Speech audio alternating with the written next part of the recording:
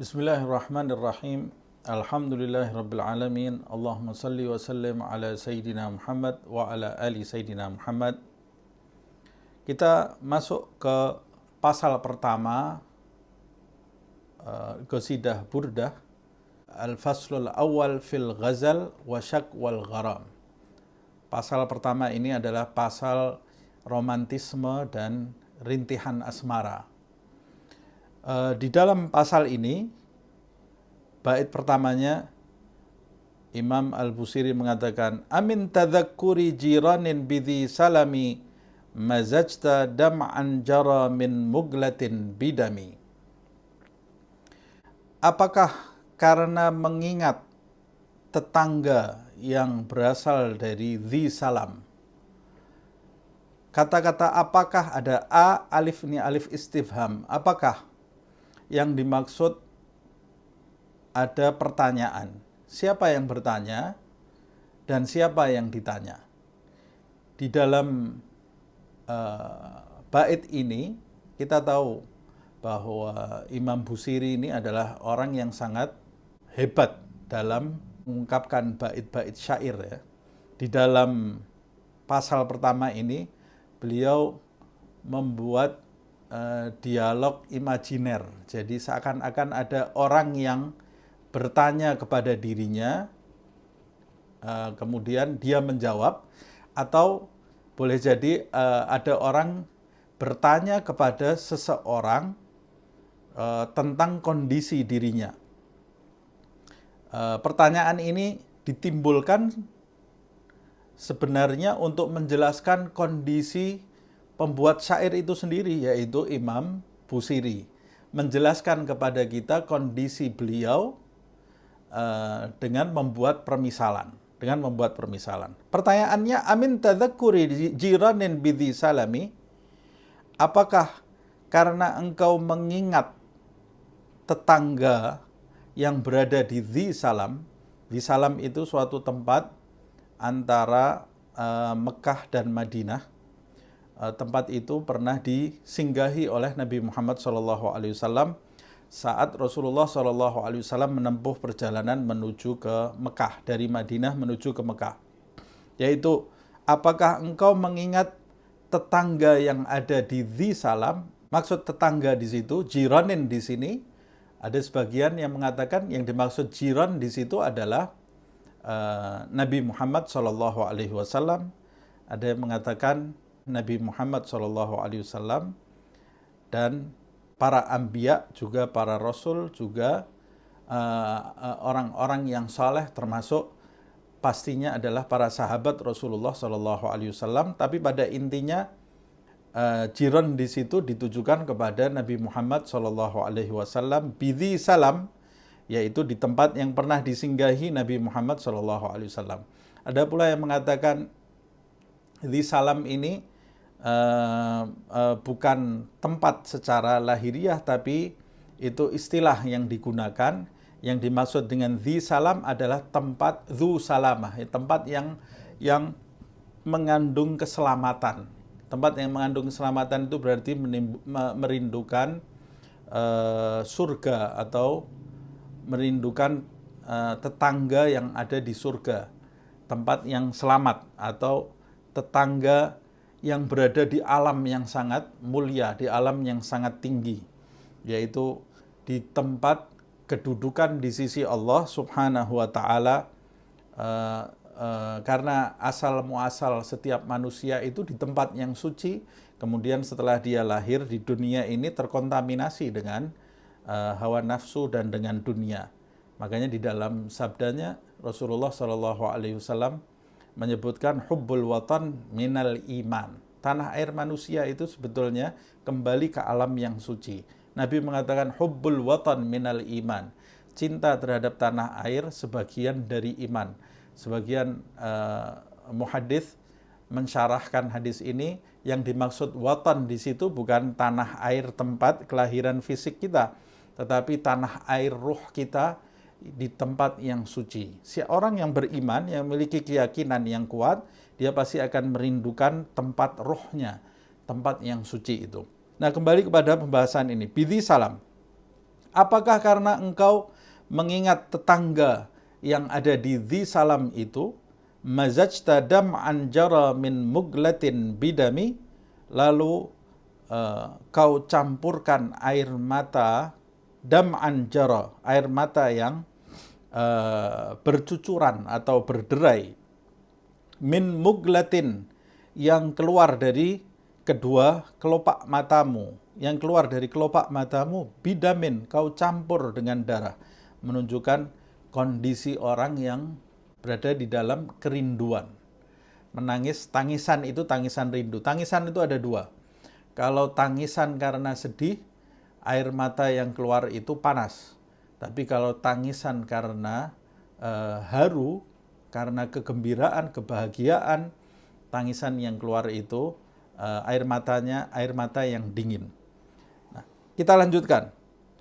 Apakah karena mengingat tetangga yang ada di Dhi Salam itu, kemudian tangisanmu, air matamu mengalir dan bercampur dengan darah? Ini adalah istilah. Kalau ada kata mazaj, itu bercampur, yang dimaksud bercampur sini berpadu. Ada bercampur, umpamanya biji kopi A bercampur dengan biji kopi B, tapi dia tidak berpadu. Biji kopi B itu tetap bentuknya biji kopi itu, biji kopi A bentuknya tetap itu. Ketika dicampurkan, mereka tetap pada zatnya masing-masing. Tapi kalau berpadu, itu bercampur yang merubah kedua zat itu, seperti susu dicampur dengan teh umpamanya. Sudah berubah dua-dua zatnya menjadi zat yang baru. Nah, yang dimaksud mazaj itu seperti itu. Darah bercampur dengan air mata kemudian berubah menjadi zat yang lain. Tidak bisa disebutkan, tapi itu menunjukkan kondisinya yang benar-benar memprihatinkan, gitu ya. Kondisi yang benar-benar memprihatinkan. Kemudian di bait keduanya, amhabbatir rihu min tilqa'i kadhimatin, atau air matamu itu berderai, bercampur dengan darah karena hembusan angin yang berasal dari kadhimah. Kadhimah itu tempat juga yang ada di kota Madinah. Ada juga yang mengatakan Kadhimah itu adalah namanya Madinah. Di antara nama Madinah adalah Kadhimah. Ada juga yang mengatakan Kadhimah itu adalah kubur Nabi Muhammad SAW. Nama dari kubur yang dimaksud adalah kuburnya Rasulullah SAW. Di dalam ayat juga disebutkan wal kadhiminal ghaidh wal afina 'anil nas wallahu yuhibbul muhsinin. Makna kadhim itu sendiri adalah menahan amarah. Orang-orang yang menahan amarah, memaafkan kesalahan orang, dan Allah menyukai orang-orang yang berbuat kebajikan. Nah, atau air matamu itu berderai bercampur dengan darah karena ada tiupan angin yang berasal dari Kadhimah. Tempat di dekat Madinah juga. Wa aumadal barq fi dzalma'i min idhami, atau karena kilapan kilat atau kilauan kilat di kegelapan malam yang berasal dari fidzalma, di kegelapan, maksudnya di kegelapan malam yang berasal dari Gunung Idhami. Gunung Idhami juga tempat yang berasal dari Madinah juga. Satu gunung yang terletak di dekat kota Madinah. Jadi penanya ini mempertanyakan kondisi air mata itu, memerlukan jawaban dari yang ditanya tadi, yang dirundung, tampak dirundung kesedihan karena air mata yang mengalir itu. Kemudian penanya tadi menyimpulkan bahwa air mata yang keluar itu dari kelopak matamu bercampur dengan darah, apakah mungkin karena tetangga yang ada di Dhi Salam, atau mungkin karena angin yang berhembus dari Kadhimah, dari arah Kadhimah, atau karena kilapan kilat di kegelapan malam dari Gunung Idham. Semuanya mengarah kepada Madinah. Fama li'ainaika inggul takfufa hamata. Tiba-tiba di bait berikutnya, baitnya berbunyi, fama li'ainaika inggul takfufa hamata. Maka mengapa kedua matamu tetap menangis? Nah, pertanyaan ini seakan-akan pertanyaan yang tidak puas dengan jawaban. Jadi, seakan-akan Imam Busiri ini mengumpamakan dua orang tadi yang saya sebut di awal saling berdialog.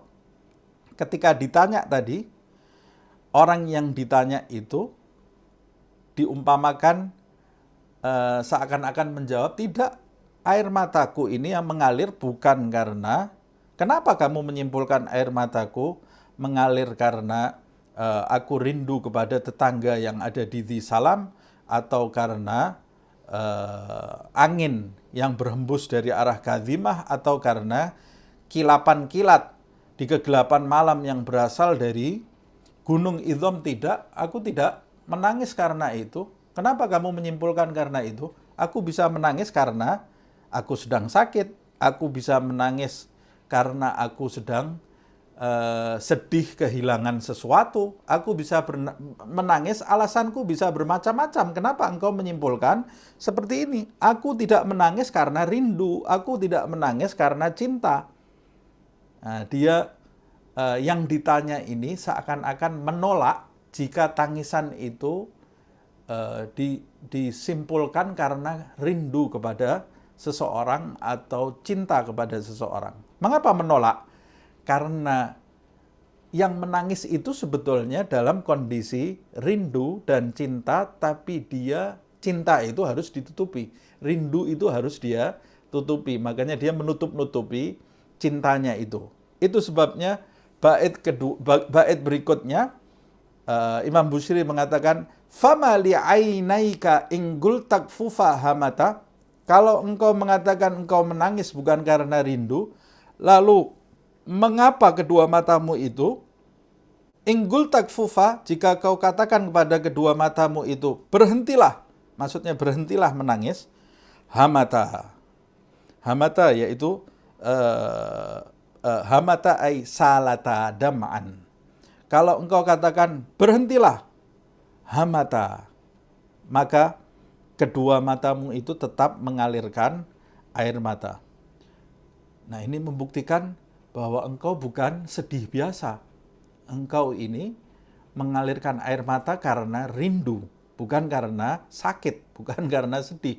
Makanya air matamu itu terus mengalir, tidak bisa engkau kendalikan. Wa ma li qalbika in qulta astafiq yahimi. Kemudian ditanya lagi, kalau memang bukan karena rindu, kenapa engkau jika berkata kepada hatimu, li qalbika in qulta, kepada hatimu, kalau engkau berkata kepada hatimu, istafik. Istafik artinya sadarlah. Istafik ay kun sahiyan. Sadarlah kamu dari kebingunganmu, dari kegundahanmu. Kalau engkau katakan hatimu untuk sadar, yahimi, tetapi hatimu tetap dalam kondisi gelisah. Hatimu ini gelisah. Ini ciri-ciri kamu ini sedang dirundung cinta, kata penanya tadi.